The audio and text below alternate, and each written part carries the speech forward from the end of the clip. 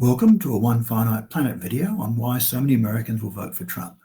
And no, it doesn't mean they're all crazy, but rather it may be more that they feel the US is on the wrong track or fear that the current direction will lead to them becoming disenfranchised, as discussed in the webpage linked below.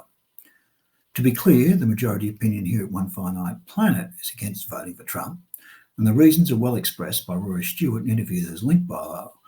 But I feel these words from that interview. And yet there's so much that hasn't worked for people. And I think the most dramatic thing is that the incomes of everyday people have stagnated terribly. So roughly speaking, from the Second World War to the 1970s in the US, every year, GDP per capita went up by 3.5%. Since 2006, it's gone up by 0.7% a year. Median income's basically frozen, while the very rich have got richer and richer and richer. I think those words are key to the reason people are desperate for change. More on that during the summary at the end, but now to an introduction from our guest. To speak on the why Americans will vote for Trump side of things, I have here Ian. Yeah, so I'm Ian. I live on the Gold Coast. I drive a Tesla. I used to drive a BYD 803, and you've probably seen me on various videos that I've posted on how to issue how-to type videos for the 803. The YouTube channel is called BYD and Tesla Owners. I'm retired. I'm an ex software developer, and yes, I would. I do believe that Trump is who I'd vote for. And yeah, Ian is not just a software developer; he's also been a business owner, and is a point of view that adds to the mix of points of view available. So, and myself. There's more introduction to me through the video. I've combination of having been a CEO, technologist, etc. But I take the point of view that I don't recommend voting for Trump. So we're both going to express those points of view. I mean, there'll be more background, which is linked to it's in a web page, which has been linked below, on why population and immigration are such a contentious issue at the moment, and what's happening with the US economy. But overall, they are two of the key points, with the first point being that most Americans at the moment believe that the country is headed in the wrong direction and they want change, and Harris isn't clear about providing change. That population and immigration, people are worried about what's happening on the border, and it's one of the first issues that comes up in any discussion. On polls, the economy features very highly, and people think maybe things were better under Trump, whereas Harris is defending the fact that economic indicators seem to say things are going fine, despite the fact that people are suffering from a housing crisis and a cost of living crisis. So they don't feel that things are going fine, no matter what the economic indicators are saying. So then there's the worldview on what's happening in America's involvement in the world. And we've got the America first on one side, or the Trump's transactional approach, and whether the transactional approach will actually mean less world wars and less conflict around the world. Then I've got down as a key point what people see about freedom, where people think, why can't I say what I want and do what I want?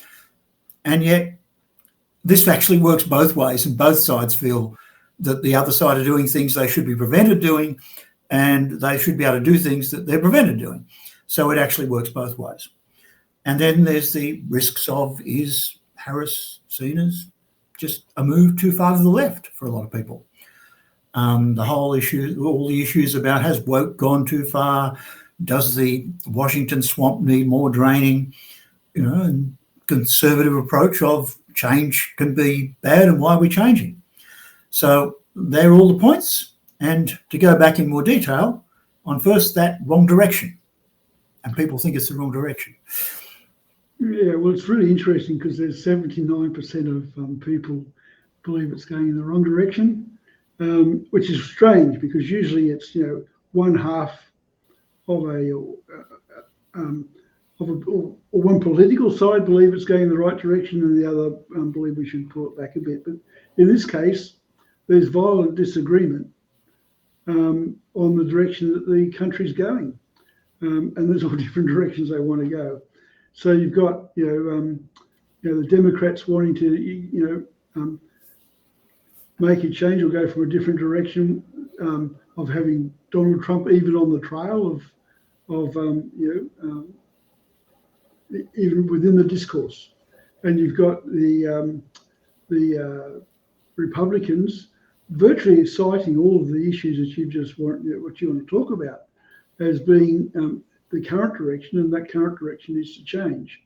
So when the Democrats say it's going in the wrong direction, it's very difficult to know, what it is they want change, because surely it's been going. They've been doing it for 4 years, and they're not saying what they're doing is wrong, but they're saying it needs to change. I think it's more that they don't want. I really think it's just they just don't want Trump to be popular. Well, I mean, what I see is that what I see is that generally there is most often, most people feel America's in the wrong direction, and that goes back decades, but not necessarily as strongly as now.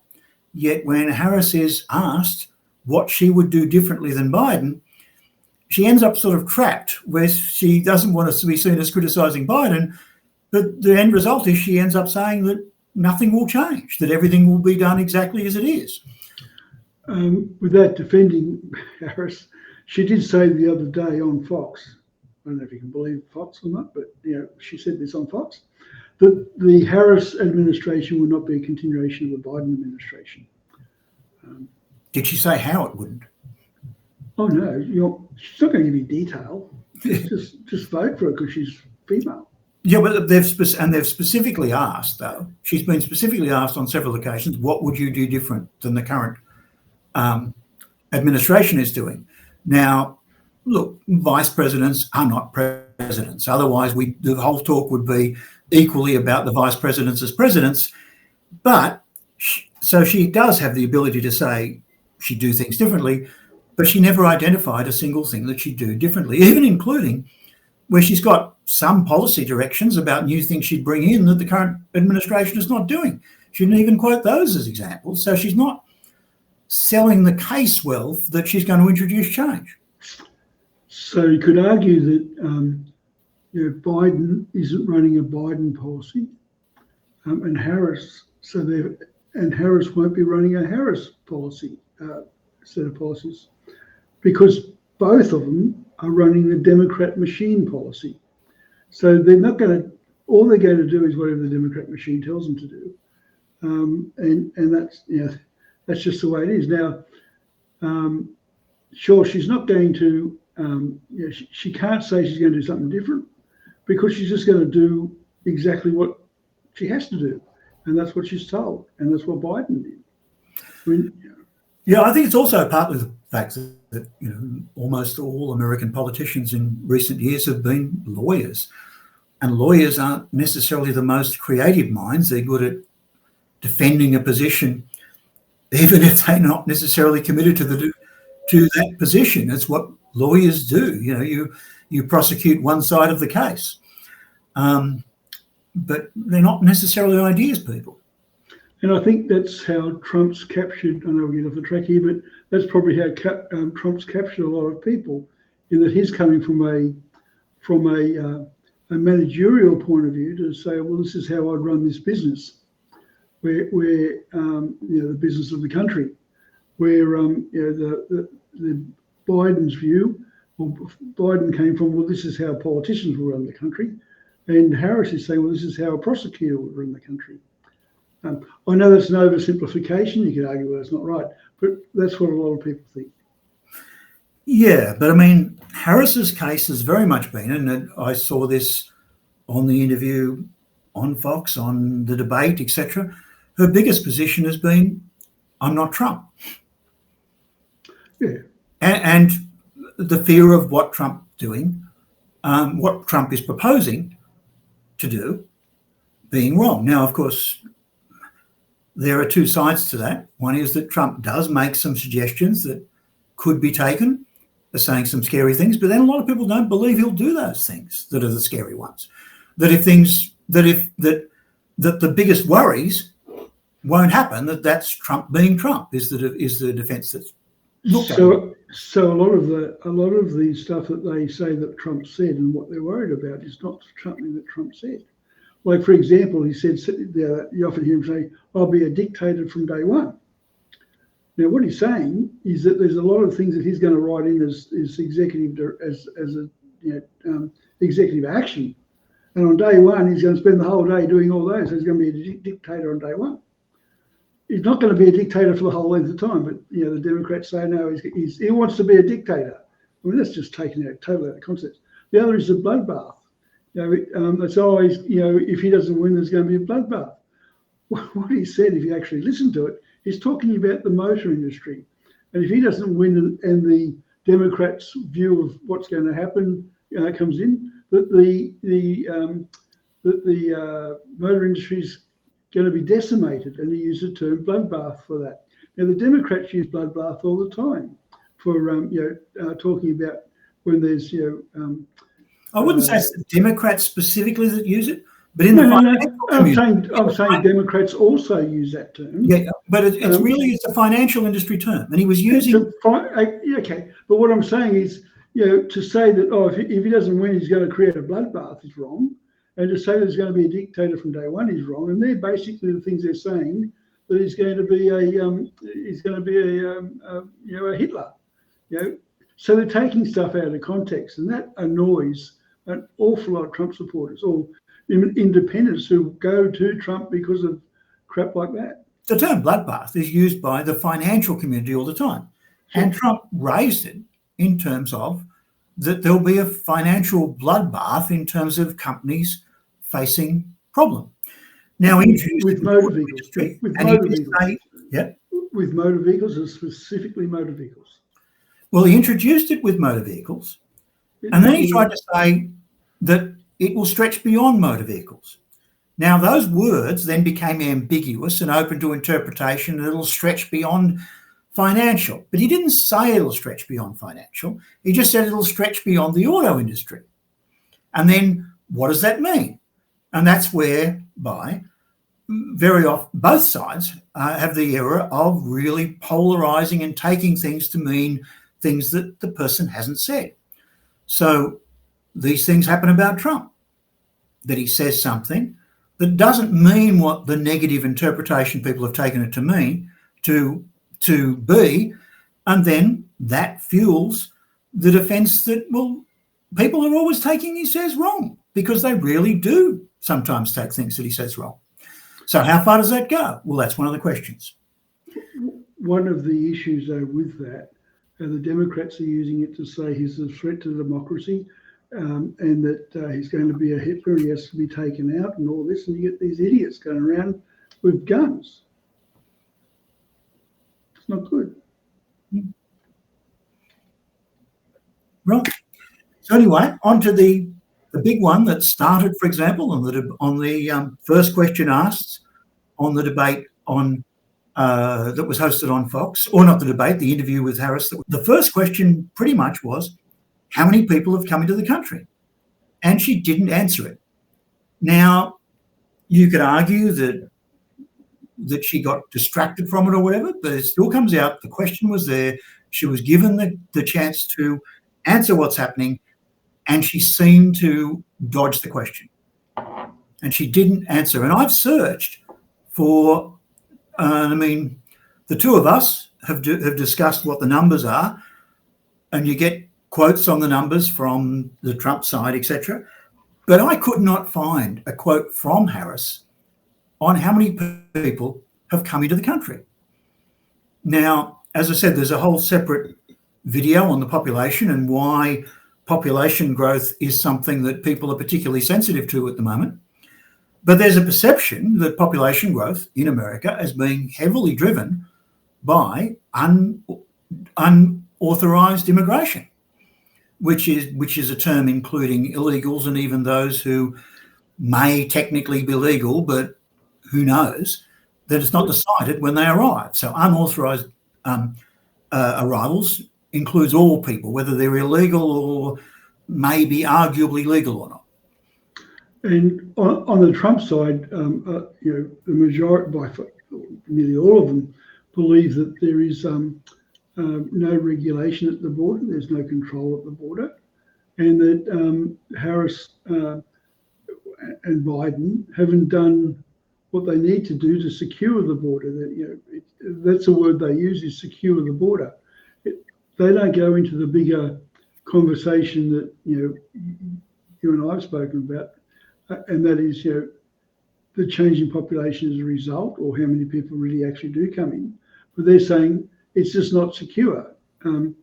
Trump had certain regulations that he'd put in place to secure the border, and on day one, Biden became a dictator and took all those off.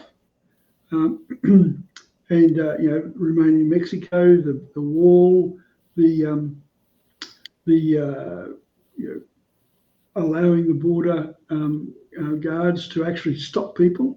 They're not allowed to now. They're only supposed to kind of tag them. So that gives a perception that the border is not secure. So it is population immigration, but really it's about a secure border. And if you listen to what a lot of people say about it, they're not saying, oh, there's too many people. They are saying that there's a lot of crime because of it, and there's a lot of people that are kind of sitting over there that shouldn't be sitting over there, and the government's giving them cash cards and all the other sort of stuff, so that they're giving them benefits that that they themselves don't receive or can't receive. But the underlying thing is the border is not secure, and one of the things the government has to do is to secure the border and protect the population, and they're not doing it. So regardless of what statistics you got and what statistics anyone's got, that's what the Trump people say. I don't care. Is it 10 million, 5 million, 2 million? Who cares? But people are just walking through the border, and you see videos of it all the time, and that's what it's all about. America has a huge border with basically the rest of Latin America, the rest of the Americas continent to the south, South and North America, South Central and even Mexico from North America. So all these sources of people, and the number of people presenting at the border has climbed enormously under the Biden administration. Now, part of it was that the message was taken as that the government would be more lenient.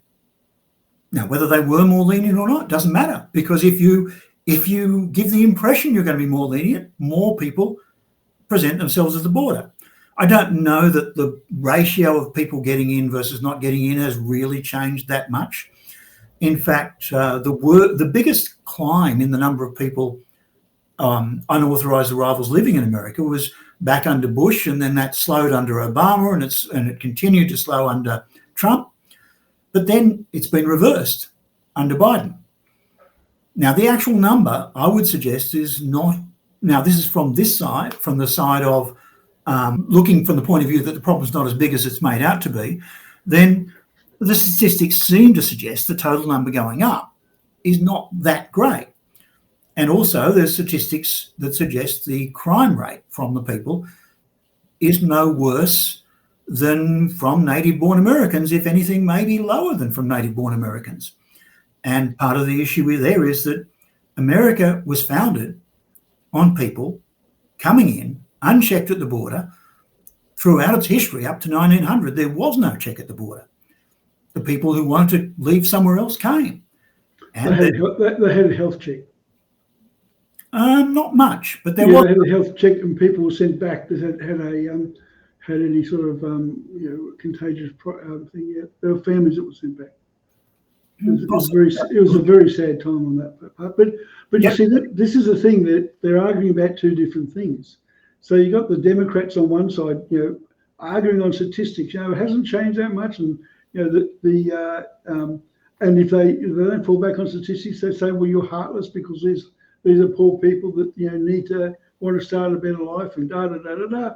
And the people on the other side, the Trump people, are saying, I don't care about statistics. The border is not secure. People are coming through without authority.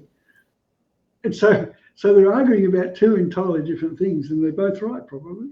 But in the end, the Trump side is pushing the number of border encounters, which has gone up, regardless of how many of those border encounters come in. And there are figures as high as 20 million border encounters, 10 million border encounters.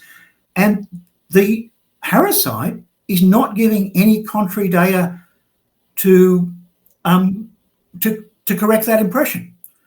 And part of the reason it's difficult. It could well be because what Trump's saying is right. Because if it was wrong, there's not people arriving, so the number has to be lower, right? But there's also the fact that there is stuff that is right. I mean, do unauthorized arrivals commit murder? Well, some do, yeah. Because, I mean, overall in America, there are 21,000 murders per year. Okay. It means 80. Yeah. Let me tell you this, right? Mm-hmm. People are coming. Your front door is not locked, so you got people coming in. By far, the majority of them aren't breaking stuff or doing stuff. Most of them are kind of okay. Do you still want them to come through the door? No. And I think that's the argument. The argument is, the border's got to be secure. We will let people in as we want to let people in, probably the reason why Harris doesn't come back with the numbers is, let's just say it's 5 mil. No, it's not 10 mil, she says, it's 5 mil. Well, 5 mil is pretty bad anyway. When your goal is nobody. No one's supposed to come through your border without, just break through your border. No one. And they're arguing whether 5 million is better than 10 mil. I mean, for goodness sakes. So the argument is about the security of the border, not immigration. Now, I've read some of your stuff on immigration. It's very good, very well researched and very good, particularly the word population shift and the various philosophies of countries using migration as an economic tool and all that. That's brilliant. But that's not about a secure border. It's not about people, feeling that the government is not protecting them. Because one of the, basically when it comes down to it, what's federal government supposed to do? They're supposed to protect and defend you is the basic one, I suppose. The states do the rest. The state should do the education. If you're a right-wing person such as I am, I don't believe the states need to do too much. It's take out of it. But anyway, so one of the things that the state, the federal government has to do is protect the border, and they're not. And that's what the argument is. But one of the things I was trying to say, that on average, there are 21,000 murders per year in the US, statistically, which means over a 4-year presidential term, there'd be 84,000 murders. Now, the net increase that I believe there is, or the net arrivals may only result in an increase of about 1 million, but there are at least 3 million arrivals. Now, from those if there are 3 million arrivals, on that stat, you would expect over 4 years, 720 homicides by those people who were not authorised to enter the country. How do you defend against that? Harris was asked the question, and that's what set her on the dodge. That, look, there are people murdered by people who were not approved to come into the country. Now, regardless of whether those people are murdering people in bigger numbers than native-born Americans or approved migrants, which statistically does sound like they're not, but it doesn't matter. There are still people being killed, so it becomes hard to defend. Sure. So anyway, that's one of the points, that it's just not, the Democrats haven't found a good way of prosecuting the argument, I would suggest. And that, it comes back to the point of population, that population rises is part of the issues with the housing crisis. And the Americans are not committed, the Americans on either side are not committed to solving the population growth linked to the housing crisis. And I'd also say your number two, which is population and immigration border policy. If it was a Trump supporter who was making this list up, he wouldn't say that. He would say secure the border. Yeah. No, I agree with that. I'm just saying that I feel that these problems are making people more sensitive to it, and it resounds. Yep. So on to the next topic of the economy.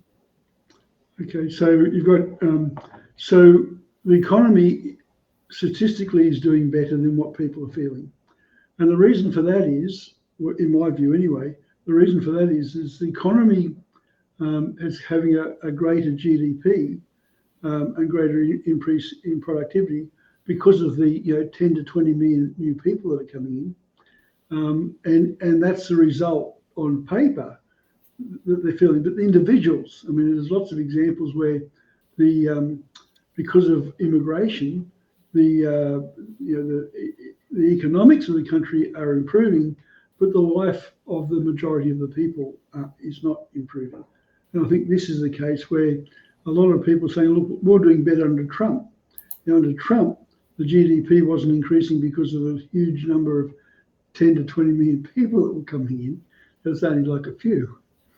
There's a bit of a dig there. I suggest the statistics don't support the population rising by that number, but the population rising at all, and I think you'll find that 75% of migrants are authorised migrants. So most of the rise is authorised.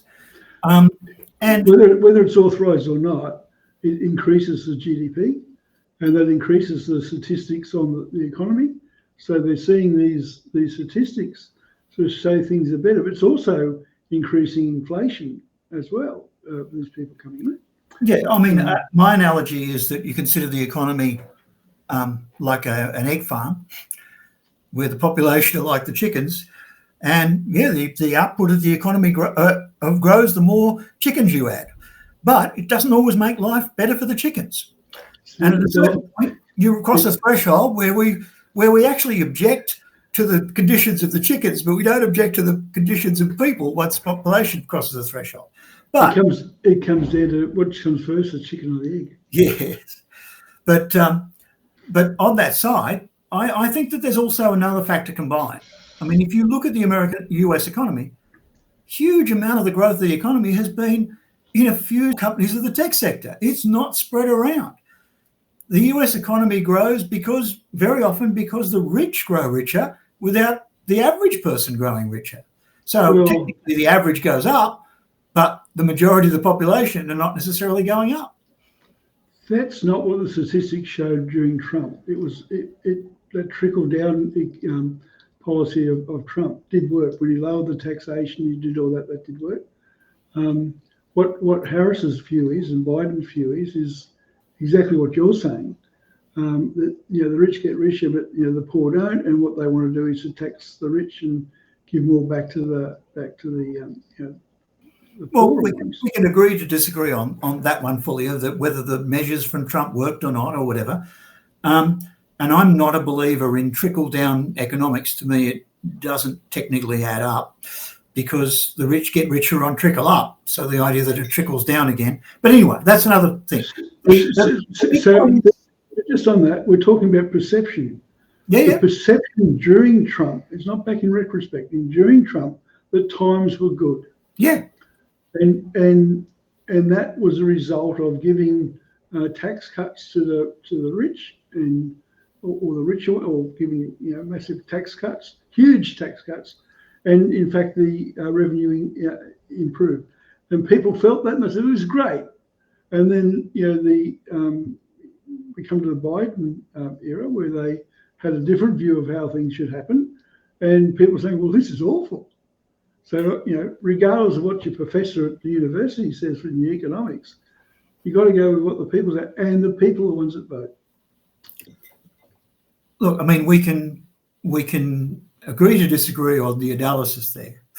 So the idea that there's certain points we agree on, and there's points we disagree on that follow from them.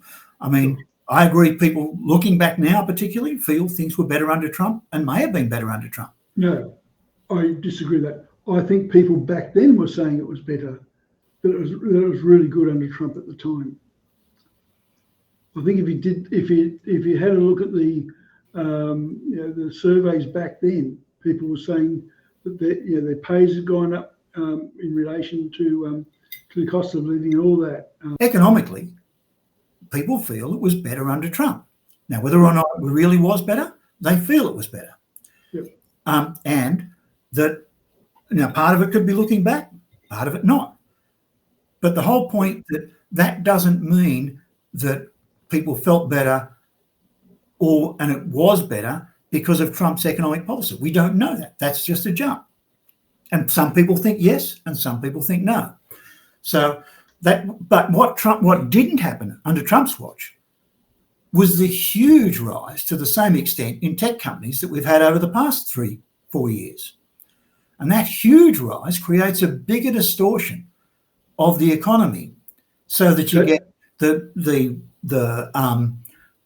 stock market indices and various things saying there's this huge addition to the economy, but that huge addition doesn't spread its way around. Yeah. So just on the economy, they're saying that it was better than Trump and all that, got problems with it. So you then get the question, what is each side going to do about the economy? And really, I would suggest that Trump is promising change, whereas the change promised by Harris seems far more modest, let's say. But anyway, what's your thought? So she is doing something for the economy. She is going to tax the richer people and not tax the poor, the middle class. She's going to have an opportunity economy where there's going to be more benefits for the middle class than what there has been in the past. So it's very much a government interventionist type program where she's giving gifts and that to the middle class. She's talking about having forgivable loans for $20,000 to various people. That is what she's doing now. Trump's more vague. And she's also critical of Trump with his tariffs. They're saying, well, Trump's going to put in 100% tariffs, and that's going to effectively put a sales tax on. Trump, on the other hand, is saying, no, we're going to drill. We're going to drill, baby, drill. It's all about energy. The more energy we've got, the lower the cost of energy, the better things are going to be. The inflation is going to be brought down by the stimulation within the economy because of the drill, baby, drill. And we're going to be bringing a lot of the manufacturing home because you're going to use tariffs as a weapon to weaponize, to assist in bringing companies back. Both are probably pretty vague. A lot of people, I've heard people say that, there's more oil being done under Biden than what there was under Trump. But what they don't say is that under Biden, there's been no permits for drilling oil approved, and all of the new oil wells that have been drilling all this extra oil were all approved in Trump's time. So, it doesn't matter which side you're on, you're going to get bullshit. And there's a question as to whether oil is the right path for the future anyway. And that's a question that's not answered here. Well, we both drive EVs, but clearly, neither of us necessarily drive EVs because we felt that alone was going to save the planet. It's because they add up. That's why I drive an EV, not to save the planet, because I don't know if we share different. I don't know if we share different views on climate change, but I don't know that we do. Anyway, that's another topic. So getting back to it, on the economy, I mean, one of the things that a lot of experts say is the biggest thing America needs is to reduce its foreign debt, and neither side is promising to do that. Trump is, in a way, he's trying to reduce his foreign debt, and the way he's trying to do that is by getting more manufacturing in the country so that they export more and import less. and he wants to do that with tariffs. And he was pretty successful in his term in using tariffs as a negotiating tool for getting better trade. Whether he was successful or not, you'll find debate on that. Well, take the one with France. I mean, he was right there. Take the one with the North American free trade. He got that going because he was going to put huge tariffs on Mexico, and they turned around, they sat down, sat at the table and did it. I don't know where the debate is. I think it's pretty open and shut. No, I think there's a lot of debate on that one. His tariffs on steel and things seem to harm a lot of jobs, is argued. But anyway, and I think... And he admits that. He admits that he made some mistakes with the steel, and he's correcting that. And I think that's one of the things that people who support Trump like about Trump. If he's wrong, like, he's not dogmatic. He's not, I'm a right wing and all right wings think this. He will think about what the issues are and the best way to solve those issues.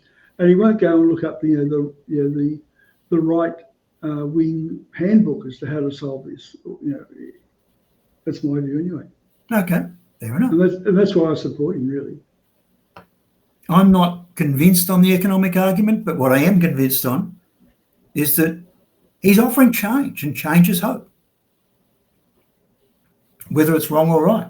Okay, so, I mean, when talking about the economy, one of the things that strikes me is there's almost no mention of the impact that this AI that's generating all these huge company valuations, and how much robotics will do to the economy and planning for what this future is. It's almost like the politicians just assume the world's going to stay the same on both sides. I wouldn't agree 100% with that. Certainly, Elon Musk is talking about it in his speeches on behalf of Trump. Whether it's as detailed as it could be, I don't know, but it's certainly talking about it. I think it's not really getting much attention. But anyway. Oh, no. Not talking about it and getting attention to different things. None of the reporting is taking it up for sure.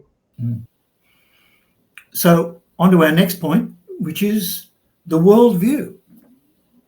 And the America First versus Trump's ability to end wars. And you've got some thoughts on Trump's ability to end wars. So I think it's more than just America First or not America First. It's America playing the role of policeman.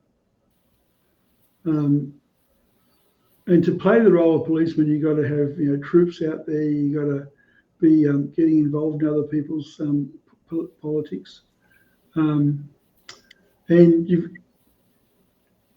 you've also got to support a war machine, which is different to a defence department. A war machine is the ability to kind of produce war product, and the only way you can produce war product is by using it. I mean, there's not many manufacturers around that don't want their product used. But I believe that the way that Trump does negotiate, he is, as you said before, he's a transactional negotiator, and it was very successful in his time. He got an awful lot done, and a lot of success. But he had a lot of ridicule overseas because they didn't like that approach. Well, how do you see it playing out with Ukraine?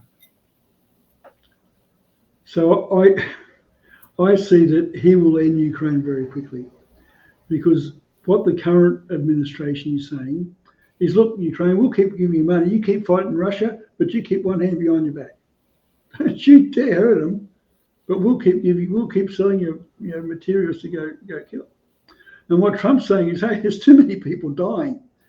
And I think what he's going to do is he's going to say to Russia, work something out that's suitable to Ukraine, or we're going to take their arm behind their back and we're going to allow them to use our arms any way you like. I mean, if you go back to Obama sent Ukraine beds. Trump sent Ukraine missiles. Now, Obama wouldn't send missiles to Ukraine. So I think Trump will make Russia see continuing the fight's not going to be good for them, and coming up with a settlement will be good. And I don't know how he's going to do it, but I'm so looking forward to it. He's going to shock everybody what he does. What he's not going to do is prolong the war by just sending more arms. I agree. He's not going to prolong the war by sending more arms, but I suggest that... And he's not going to do it by surrender. He's not going to do it by surrender. He will not surrender. I suspect, and this is just, a different point of view, I suspect his push will be who's sitting on what land now, settle there. No. I really believe, he's actually said in so many words that's not what he's going to do, but he can't say what he's going to do. He's going to make Russia want to settle. Fine. But I think he's going to make Russia want to settle with more territory than it had before the invasion started. He's going to want Russia to be motivated to settle at any cost. I don't know about any cost, but I think they'll end up that they'll accept a settlement that declares they are the owner of more territory than they were before. Russia would, Trump would not see that as a win. He wants the settlement to be a win. He's very transactional. We want to be able to brag that it's a win. So Russia's going to have to give up a lot of the territory that they've taken. A lot of it, but they won't give up all. Probably all of it. I don't know whether the Crimean will be given back, but that's the sort of depth that I think it's going to be. Now, what's Trump going to give up? What his negotiating thing is going to be is the role of NATO with regards to the Ukraine, as to what happens, because that's the biggest issue that Russia say they've got. He to help Ukraine, he'll probably do something like NATO will guarantee their safety without them being part of NATO, and that they won't occupy Ukraine, which will make the Russians happy. But he'll make a very, very important thing that once you're out, you don't come back. You come back, NATO's on your back, and he'll say something. He'll do something along those lines. I don't see how that works, because NATO, the conditions of NATO are it only defends a member country. So the only way to say if you come back, NATO's on your back is to make Ukraine part of NATO. No, not necessarily. NATO could put within their charter that Ukraine's a protectorate. Anyway, we'll see. But what I'm saying is that the argument that people have is that Trump will just throw in the towel and poor old Ukraine will be like Yugoslavia and kind of having to give up, Czechoslovakia, and have to give up territory because they sit in another room and decide what they're going to have. That won't happen. Yep. I believe that if he's elected, then the solution will give Russia more territory than it had before. That's my belief. But I can't see how Russia lets war end, because their current president has been declared a war criminal. So it's an interesting settlement that lets a war criminal stay in power and says everything's normal without it being at war. But anyway, so that's the interesting question. They're at war with another country. They're not at war with the world. No, they're not at war with the world. They're only war, but they've got to be at war with some country. And remember, they got China. See, one of the other things that Trump's going to want to do with this negotiating, he wants to split China and Russia, and Iran and Russia. There's two powers, and he's going to want to split that up. And I think that he's going to be very tough with Russia, because one of the things he's going to have to do is for Putin to lose face. He's going to have to get Putin to lose face, and that will put him back in China's eyes. But no, I mean we disagree, but heavens, I hope we get the chance to see what actually happens. Well, the interesting thing is, this is one of the interesting things, that who knows what will happen if Trump gets elected. And that's one of the appeals to a lot of people of Trump being elected. It's like there's all sorts of possibilities. On one hand, it's all sorts of fears, and on the other hand, it's all sorts of possibilities. So So I can't see how it's going to be that much different to when he was there before. One of the things that Trump says, which is kind of surprising, I suppose, is he made a lot of mistakes during his previous term.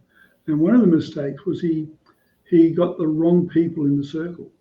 He really, because he hadn't been to Washington, didn't know that, he had people working against him, and he was being given incorrect advice or bad advice, and that he's now fixed that. And to demonstrate that, he's got people like Tulsi Gabbard, who was a Democrat and has a very strong view on the industrial war machine or the industrial military machine of America. And you've got RFK, who's also got a really big view on that. And Trump's kind of against that industrial machine. And then you've got others on the Republican side that have gone to the Democrats, like the likes of Cheney, who are wedded to that war machine. So, it's going to be interesting because it's really going to be, the swamp is more defined now than what it was. I don't think Trump really understood the swamp as much and how ingrained the war machine was. But anyway, hopefully we'll see, and hopefully we just don't have Harris back. What do you say about the freedom question? So I'm kind of on the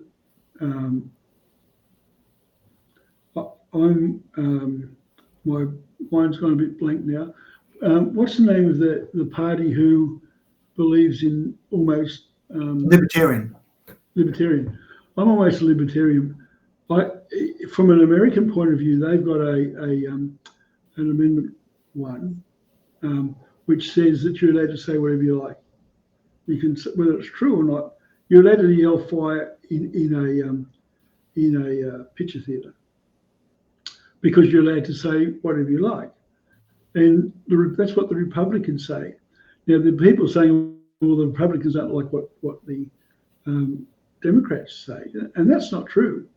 And I think the issue that the Republicans have about what the Democrats say when they say it's not right and all this stuff is who's saying it. Now, when the so-called independent news is saying things which aren't true, they take kind of exception to that. But I should be allowed to say that Biden's sterile or senile or anything that I like to say about him in America, and the way that the Democrats are saying, well, there's misinformation and mistruth and there's fact checkers and all that. I mean, take the Biden laptop, which is totally true. I mean, there is no argument anymore, but it was regarded as misinformation. A lot of the stuff from COVID was considered. Now, I got all my injections, so don't get me wrong, but a lot of the so-called misinformation back in those days has now turned out to be correct. So, well, I mean, part of the issue with COVID is somewhat like the issue of, well, one person says, I should have freedom to be able to walk down the street firing a shotgun in random directions and no one should stop me. Another person says, but I should be allowed to be on that street and not have to worry about being shot by a shotgun. Well, I don't believe any Republican believes you should do that. I don't believe freedom of speech. Freedom of speech is not freedom of action. But then, on the other side, Trump has said that people should be locked up for what they've said in terms of political opponents. It would depend on what it was that they said. Yes, that's right. Basically, if they disagree with him, he tends to say they should be locked up. No. What he says is if it's inciting violence. No, he has not said that. He has said that they should be locked up for suggestions that basically are contrary to his, without requiring that it incites violence. No, I've not heard him say that, and I've heard all of his rallies. I've got some video clips that I've... Well, they're fake. Yeah, they're fake. Well, if they can say Biden stumbling around and all that sort of stuff was deep fake videos, we can say this is fake. Can't have it both ways. I don't know about Biden. I haven't seen accusations of Biden videos of stumbling around. I mean, the biggest stumbling by Biden was on the debate stage, and no one's suggesting it was deep fake. It was before that. It was when Biden was there with that actor George Clooney and Obama, and they're walking off, and Obama puts his hand around. They said that was deep fake. When Giorgio Scami from Italy went and brought him back again from around the place, they said that was deep fake. I'm not aware of anyone saying it was deep fake. But anyway. So who was saying it was deep fake was my main point is, okay, I've seen both sides quote that they should do things to the other side that are against freedom.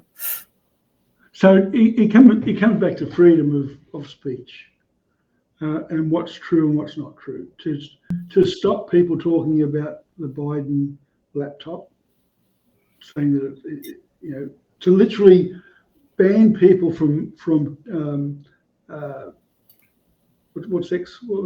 Twitter, ban people from Twitter, or ban Trump from Twitter, for heaven's sake, when they had the Ayatollah Khomeini, whatever his stupid name is, in Iran, on Twitter, and various Islamic people who preach death. They're on Twitter, but Trump couldn't go on Twitter because he talks about the laptop from hell, or whatever it is that they call it. That's what freedom of expression is, also freedom of access to platforms. So on to our last point, which was the risks of the left, as I've got, which tend to be amplified on social media. And I mean, there are things that people pick up on that are associated with the left that they worry about. I mean, the classic thing is, how far has woke gone? Yeah, what's a woman? Women and men in women's sports. Regardless of the argument, a lot of people, find that offensive. Yeah, and one of the biggest arguments against it, about accepting it, is it just doesn't impact many people, but it's still pretty disruptive to society and people's view of society, I suppose. Well, I've got 2 granddaughters, so I don't want them to be, I don't think it's fair. I remember there was even a case of someone saying that and it was one of these ones of people picking on something Trump said in a wrong way, where he said, your child goes to school in the morning as a he and comes back in the afternoon as a she, as sort of something that could happen. And it was analysed as if it was the school had surgery rather than approve them changing the pronoun they use, which is probably what he meant. Which I think what he meant is the process happens as a result of school. But not only that, there's a reality that the pronoun, they could decide to change pronouns. They don't have to have surgery. Yeah, so there's all sorts of ways of taking what he said, and it was taken in the most extreme way. But there's even more than just the